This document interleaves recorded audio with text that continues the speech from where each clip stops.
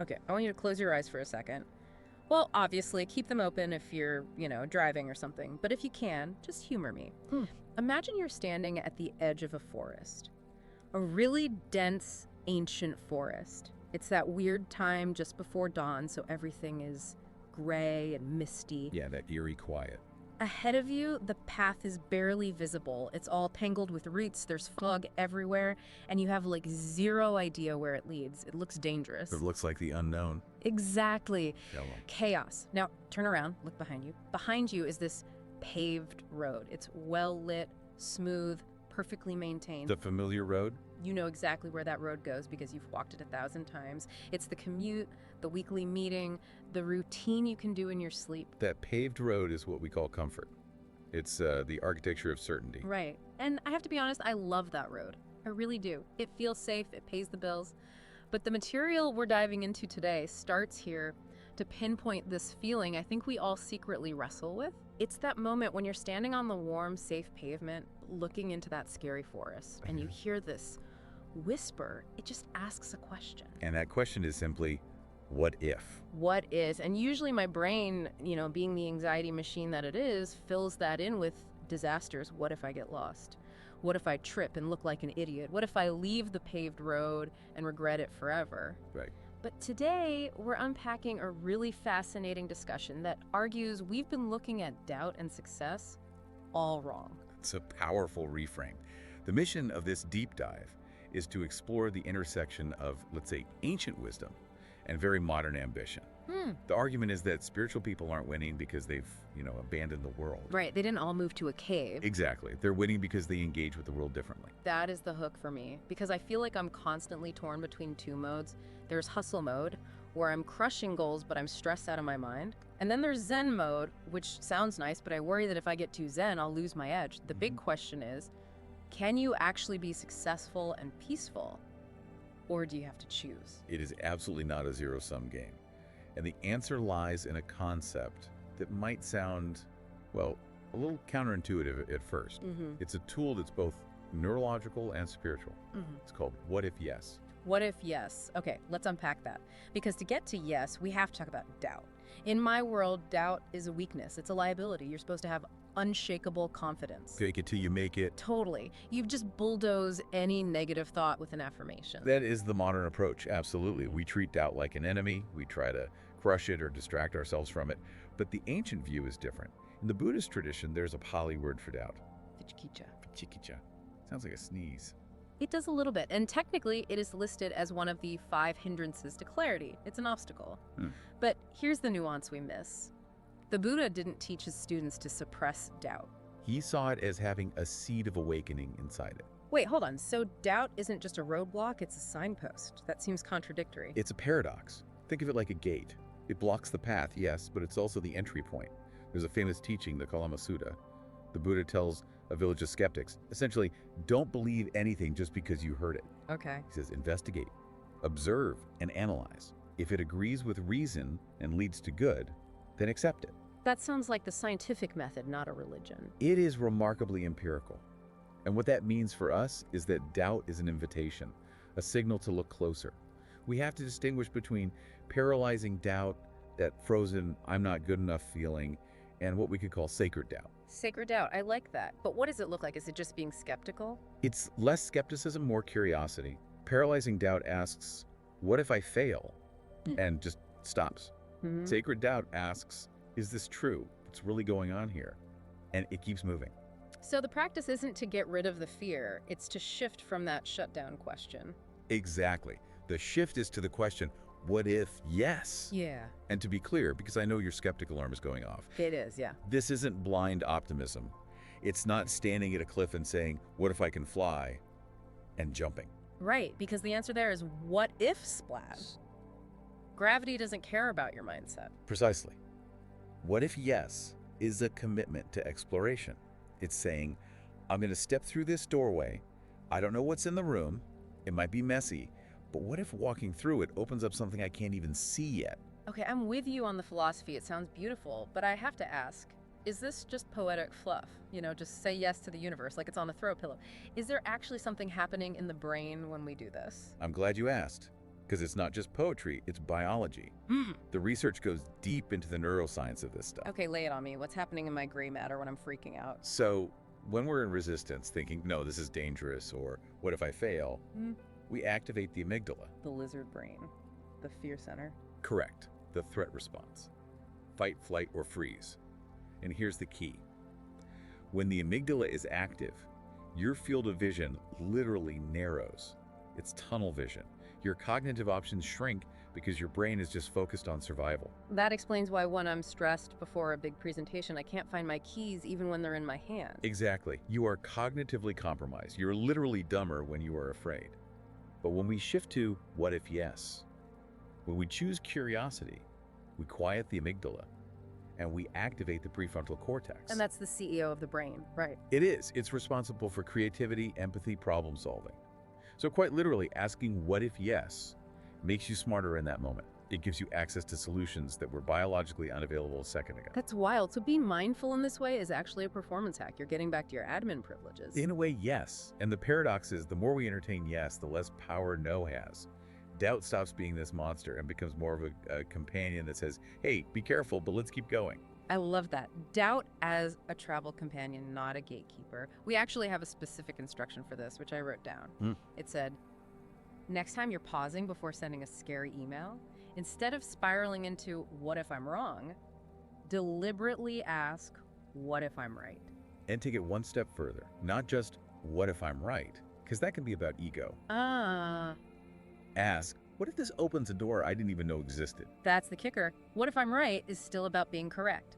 What if this opens a door is about possibility. It reclaims your agency. You're not a victim of uncertainty anymore. You're a participant in it. So this leads into something the material called the architecture of attention.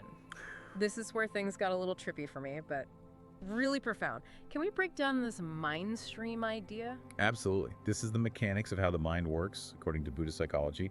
The term is Sita Sanpana, the mind stream. Mind stream, like a data stream? Kind of. The idea is that the mind isn't a solid block. It's not a hard drive.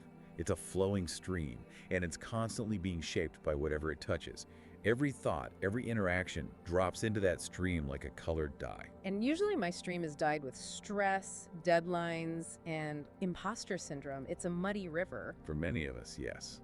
And this brings us to one of the most misunderstood words in Buddhism, dukkha. Right? Suffering. Life is suffering.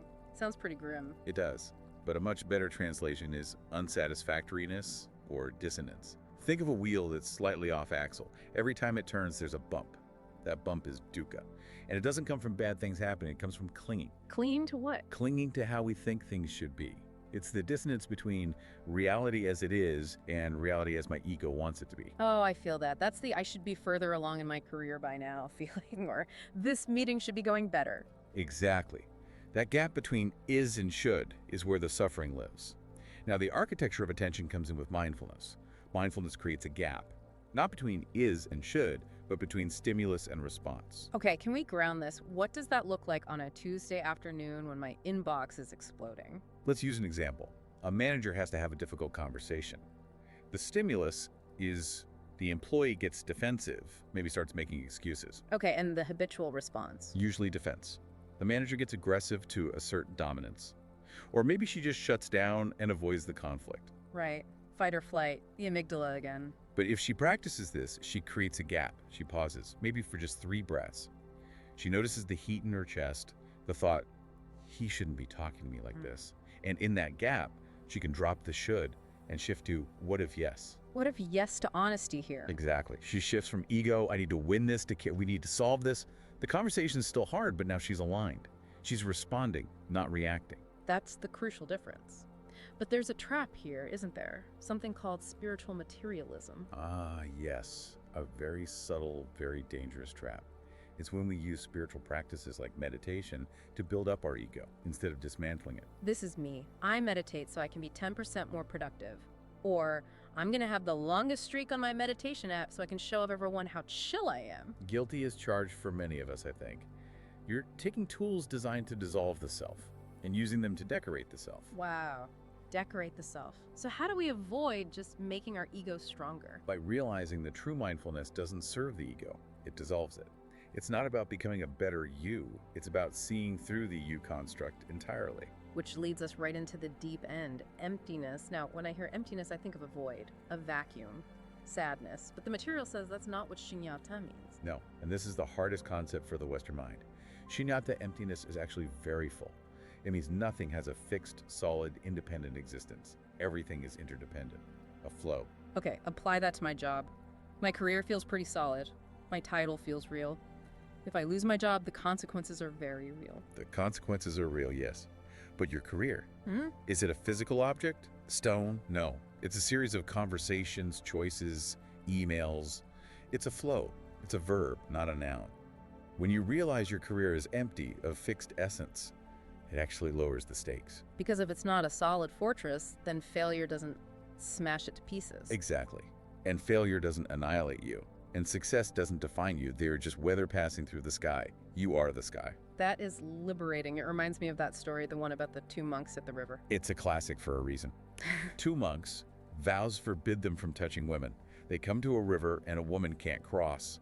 The older monk just picks her up, carries her across, and keeps walking. And the younger monk is fuming for hours. Finally he explodes, "How could you do that? You broke our vow!" And the older monk replies, I put her down hours ago. Why are you still carrying her? Boom. That's what if in action. It's setting the burden down. Yes.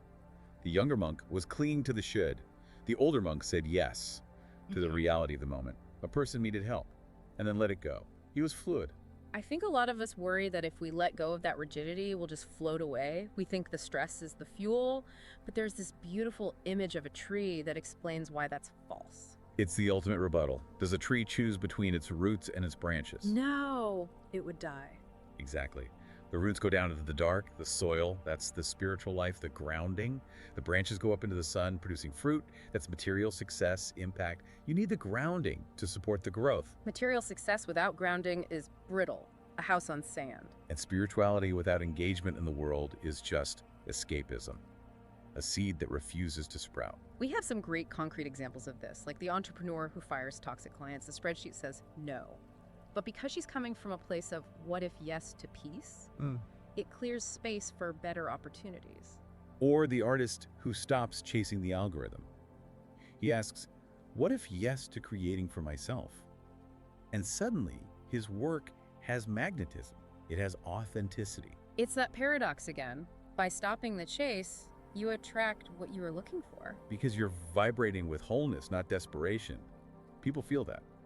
So as we wrap up, if we follow this path, the definition of success really changes. It's not just the number in the bank or the title. The takeaway is very clear.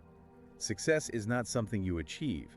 It is something you embody. I love that distinction. It's a state of being, not a destination. And the attributes of this success, it's the quality of your attention when you're listening to a friend.